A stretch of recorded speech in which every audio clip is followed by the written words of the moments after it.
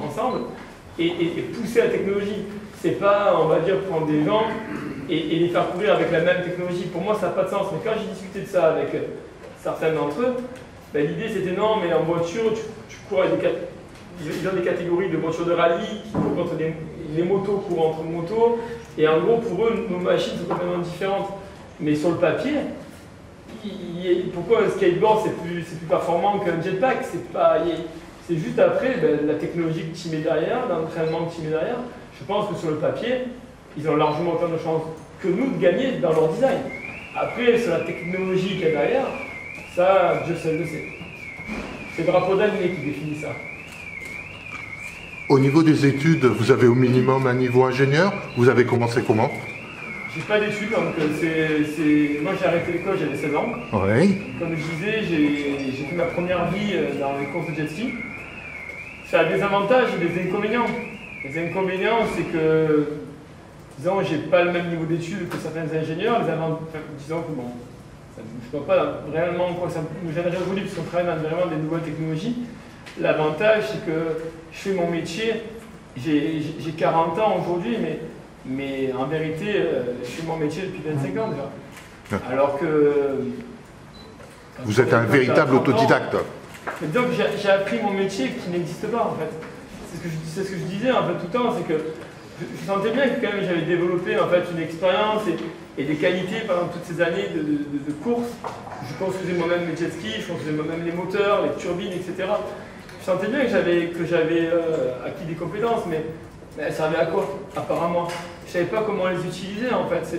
Je veux dire, je sais quasiment, on va dire, je maîtrise tous les secteurs dans mon activité. Je soude, je maîtrise le composite, je construisais des coques, je maîtrise l'aérodynamique, l'hydrodynamique, les moteurs, etc. Mais à 80%, je ne peux pas aller travailler, je savais très bien, je ne peux pas aller travailler chez Ferrari à développer des moteurs. J'étais capable par contre de prendre un moteur et d'en développer un à moindre coût. Et tout ça, comment tu le combines en fait hors de mon métier que j'avais avant, qui était de construire un jet ski et gagner une course. Et disons que finalement, quand j'ai compris comment utiliser ce métier qui n'existe pas pour d'autres idées, pour créer des machines, je me suis aperçu que c'était ça mes études. Mon université, c'était 16 ans de galère à me battre contre les meilleurs. Et je dirais que ce qui est super intéressant, est-ce que tu n'apprends pas à l'école? Il n'y a que la vie qui peut te l'apprendre, et notamment le sport, c'est que moi, dans mon métier, dans mon ancien sport, quand tu étais bon, tu n'avais aucune chance de manger à la fin du mois. Très bon, c'est très dur. Extrêmement bon, peut-être tu pouvais te payer une semaine de vacances à la neige. La seule manière de pouvoir en vivre correctement, c'est d'être numéro 1. Et te lever tous les matins en sachant que tu dois rester numéro 1 pour manger, pendant 16 ans, c'est une pression qu'il faut arriver à supporter. Il y en a certaines personnes qui s'écroulent, et d'autres personnes qui le supportent, et d'autres personnes qui, après avoir survécu à ce stress, ont besoin de ça pour se transcender. Moi honnêtement, je ne suis jamais aussi bon que quand j'ai mon dos collé contre le mur. C'est des situations dans lesquelles je me suis mis toute ma vie, et c'est à chaque fois quand j'ai le dos collé contre le mur que j'ai mes meilleures idées. Donc j'ai appris à vivre comme ça. Merci beaucoup. Vos dernières heures d'ici la tentative de demain vont ressembler à quoi concrètement? Là, il y a beaucoup de choses techniques à faire, donc je dois aller faire un briefing avec le cross greené. Derrière ça, je dois quand même aller voir la plateforme sur laquelle je vais me poser, donc je vais quand même essayer de la voir. Je vais faire un dernier démarrage des moteurs pour tout vérifier, une dernière petite révision, et puis je pense que je vais dormir. Vous avez d'autres questions? La plateforme que vous avez découverte la dernière fois, c'est pas possible de par exemple faire des tests pour voir si vous arrivez à atterrir dessus confortablement pour faire le ravitaillement? Disons que c'est le genre de choses, ça, et surtout avec ce genre de machine que tu ne peux pas tester en fait. Disons que quelle est la conséquence si j'y arrive pas? C'est que je vais tomber dans l'eau, quoi qu'il en soit. Donc la machine sera détruite quand même. Donc finalement, il n'y a pas de test, on va dire, à la blanche.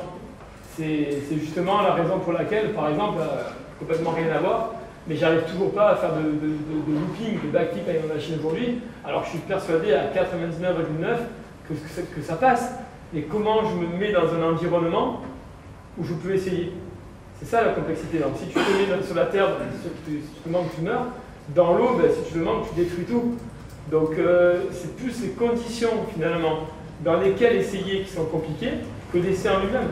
Effectivement, vous avez raison, si je me mets sur une plateforme qui bouge, ben, je dirais en 3 atterrissages, je suis capable d'atterrir les yeux fermés. Le problème, c'est que tu ne peux pas l'expérimenter.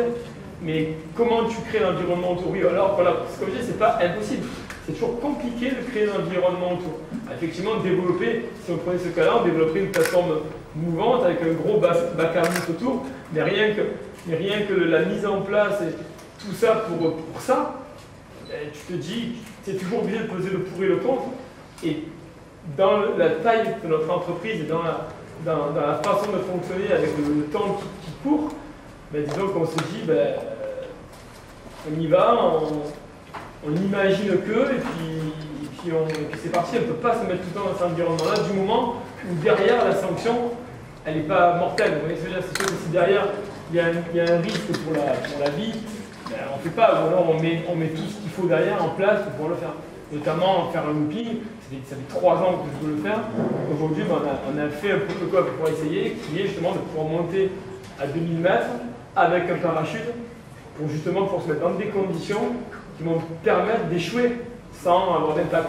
Donc c'est tout ça qui est toujours plus ou moins compliqué, ce genre de machine, à arriver à répéter sans créer des conséquences ou irréversibles, ou chères, ou de temps, de travail, ou d'argent. And just Frankie, can you just do that answer again in English? We Yeah. talked about the platform. Why can't you test it?